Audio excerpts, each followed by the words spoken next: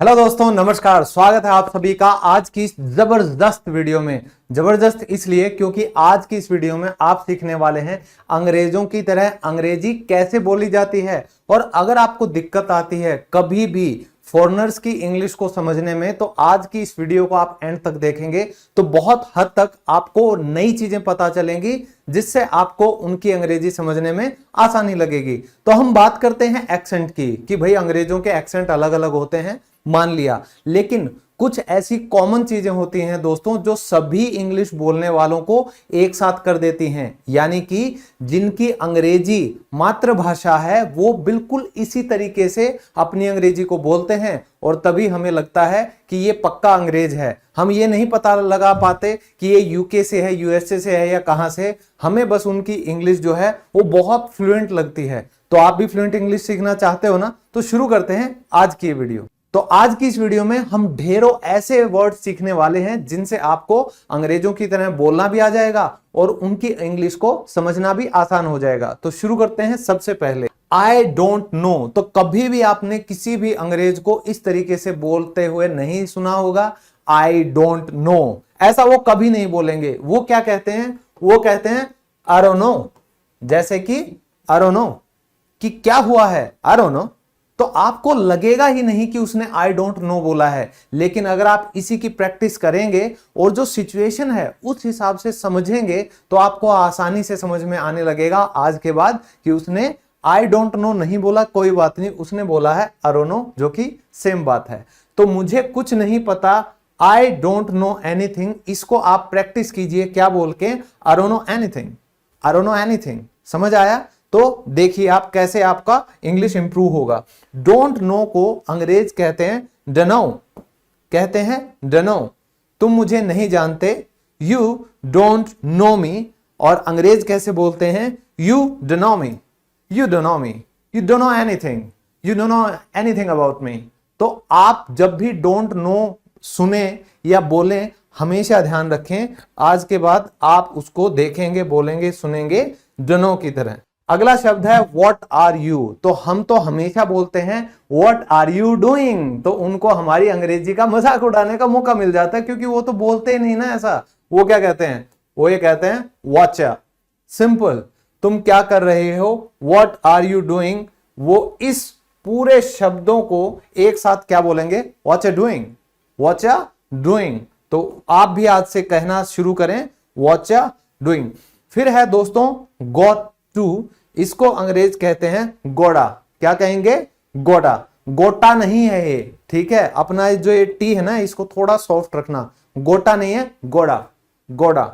जैसे मुझे अब जाना होगा, आई गोट टू गो नाउ की जगह आप ये डायरेक्ट कह सकते हैं अगर गो, अगर गो। तो इसका भी एक और गो जोड़कर हमने क्या बना दिया? अगर गो, कि मुझे जाना है। इस पूरे का हमने सिर्फ और सिर्फ ये बना दिया। तो आप सोचो कि अगर आप इन शब्दों को अपनी डेली यूज इंग्लिश में शामिल कर लोगे तो अंग्रेजों की तरह आप भी इंग्लिश बोलना शुरू कर सकते हैं। नेक्स्ट शब्द है वांट टू को हम बोलना सीखेंगे वाना। दोबारा बोल के देखिए, वाना।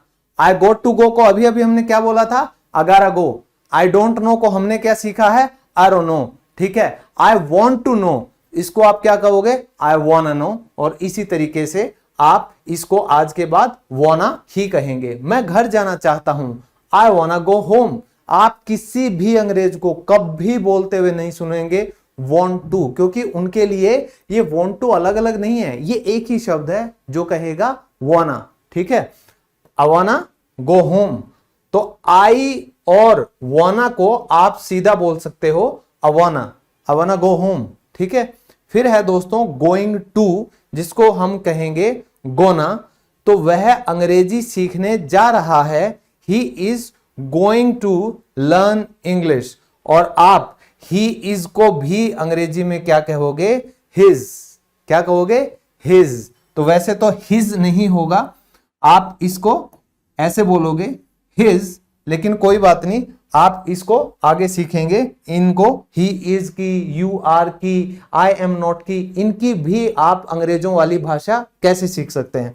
तो he is gonna learn English, आप कभी नहीं सुनोगे he is going to learn English, he is going to school, वो हमेशा कहते हैं ही इज गोना स्कूल, ठीक है, he is gonna learn English, ठीक है, ध्यान रखिएगा।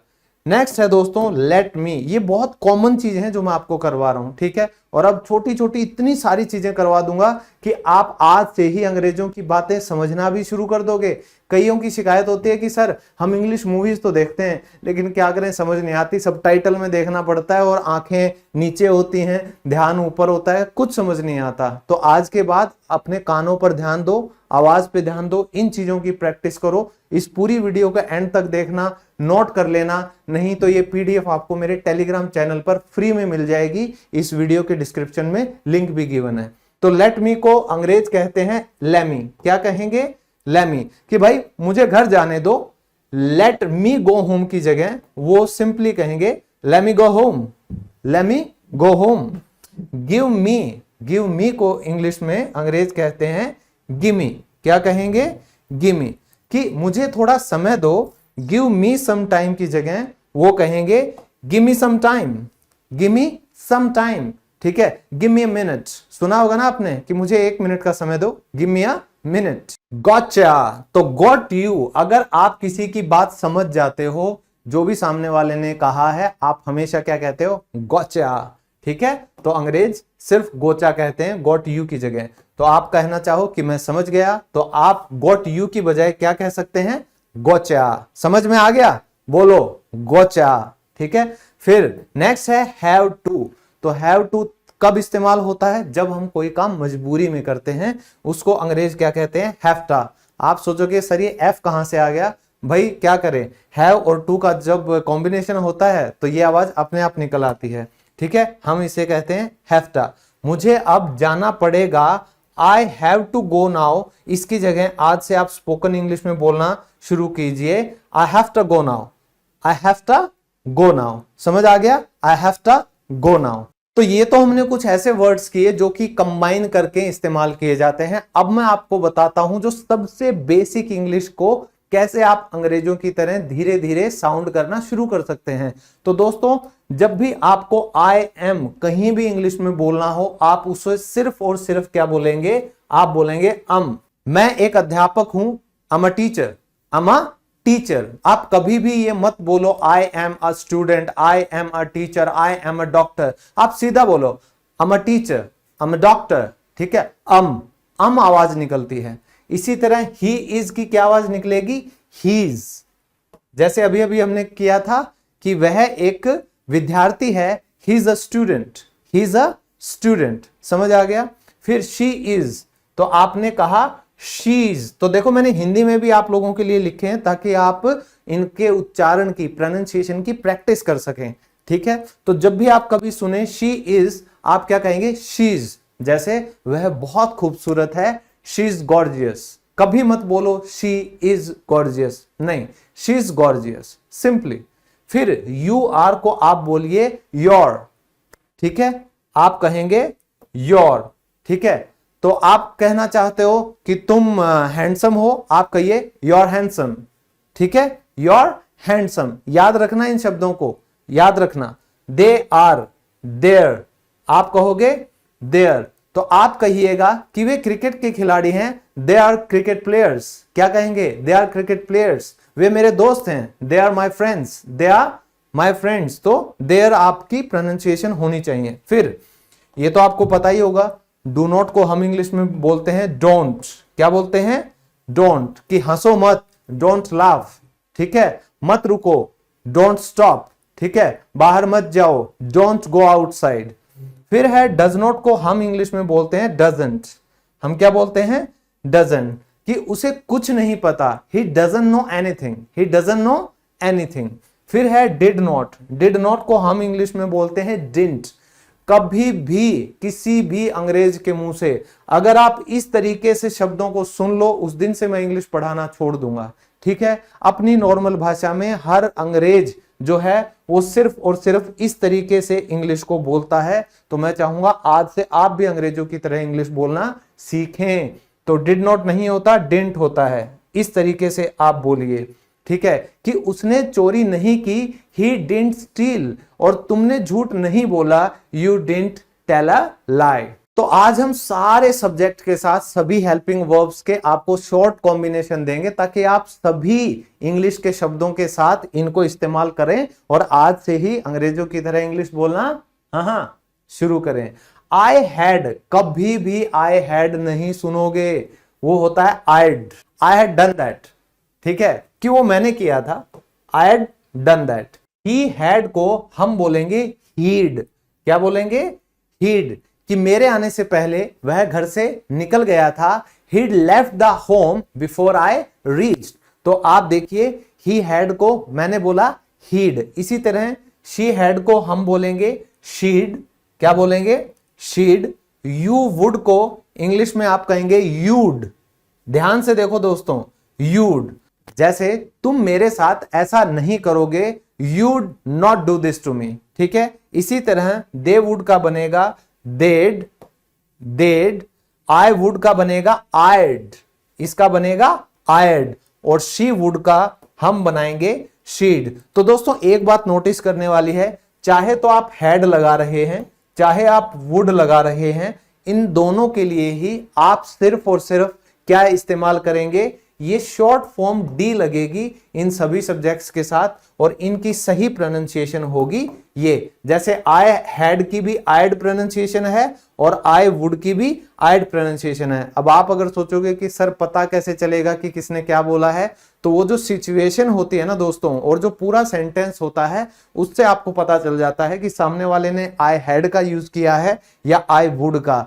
और यही दिक्कत हमें आती है कि हम अंग्रेजों की इंग्लिश को समझ नहीं पाते, तो हमें पूरे सेंटेंस का एनालाइज भी साथ साथ करना पड़ता है कि कौन सी बात हो रही है, किस टॉपिक के बारे में बात की जा रही है, और सामने वाला बंदा आई हैड बोलेगा या वो आई वुड बोलेगा। और ये पार्ट मेरा फेवरेट है कि जब भी हम भविष्य की बात करते हैं तो देखिए जो ये विल आता है, इसका हम कैसे इस्तेमाल करेंगे।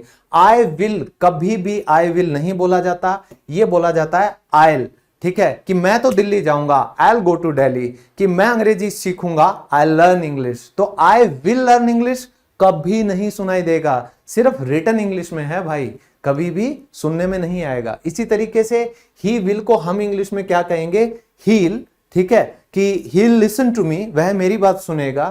फिर है वी विल, इसको आप क्या लिखेंगे, वील, इसको आप क्या लिखेंगे, वील। इसी तरह यू विल को कहा जाएगा यूल, दे विल को कहा जाएगा देल, विल नॉट, ये मेरा फेवरेट है और इंपॉर्टेंट भी।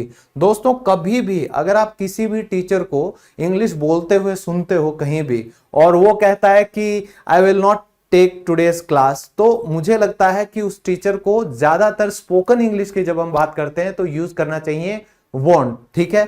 तो जब भी आप आज के बाद विल नॉट सुनना चाहें या बोलना चाहें, हमेशा ध्यान रखें विल नॉट नहीं होता, इसको हम स्पोकन इंग्लिश में कहते हैं वॉन्ट, ठीक है, कि मैं कल क्लास नहीं लूंगा, I won't take tomorrow's class.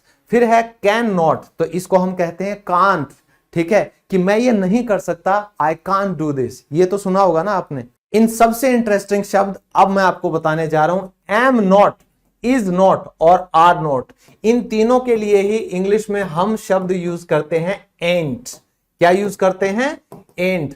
तो दोस्तों आप कभी भी किसी भी अंग्रेज को बोलते हुए सुनोगे ही एंट माई फादर, कि वह मेरे पिताजी नहीं है, यू एंट माई फ्रेंड, कि तुम मेरे दोस्त नहीं हो, आई एंट कंसर्न, कि मुझे कोई चिंता नहीं है। तो आप हमेशा देखिएगा ये जो एंट होता है, जो शायद आज तक आपको समझ ना आया हो, इसको आज के बाद आप समझेंगे एम नॉट, इज नॉट और आर नॉट सब्जेक्ट के हिसाब से, सब सब्जेक्ट्स के साथ आप यूज कर सकते हैं सिर्फ और सिर्फ इसका बोलने में, जो कि होगा एंट, है ना मजेदार। नेक्स्ट, कुड हैव को इंग्लिश में हम बोलते हैं कुडा, कि तुम मुझे फोन कर सकते थे, यू कुडा कॉल मी, समझ आया, यू कुडा कॉल मी।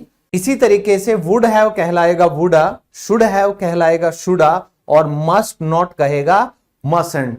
आपको अंग्रेजी की कक्षाएं छोड़नी नहीं चाहिए, यू मसंट स्किप इंग्लिश क्लासेस। तो दोस्तों उम्मीद है कि ये जितने भी वर्ड्स आज हमने किए हैं इसकी आप बार बार लगातार प्रैक्टिस करेंगे और अंग्रेजों की तरह बोलना जरूर सीखेंगे। लेकिन अगर आप बिल्कुल जीरो लेवल से इंग्लिश बोलना सीखना चाहते हो तो मेरा नया लाइव क्लासेस का बैच स्टार्ट हो रहा है 1 मई से। तो दोस्तों इस बैच का जो नाम है ब्रह्मास्त्र, उसी तरह ये कंप्लीट स्पोकन इंग्लिश बैच है जिसमें लिसनिंग, स्पीकिंग, रीडिंग, राइटिंग सभी की प्रैक्टिस की जाएगी।